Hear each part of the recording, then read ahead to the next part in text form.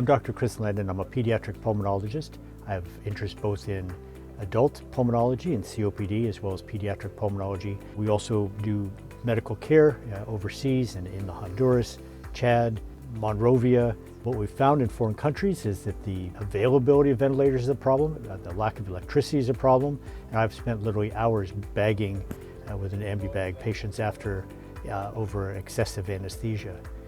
What we've developed is a readily manufacturable ventilator with materials and parts available with a 5-day lead time. The product is assembled and tested at FDA certified facility.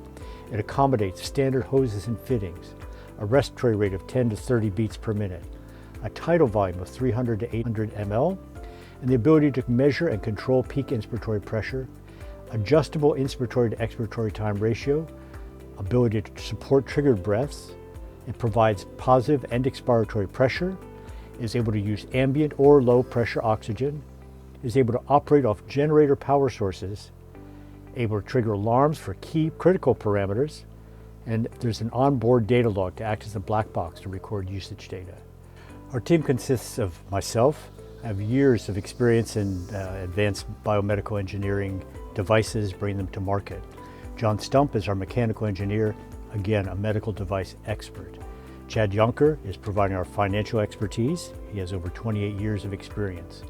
Shep Bentley provides a very important role of FDA regulatory expert.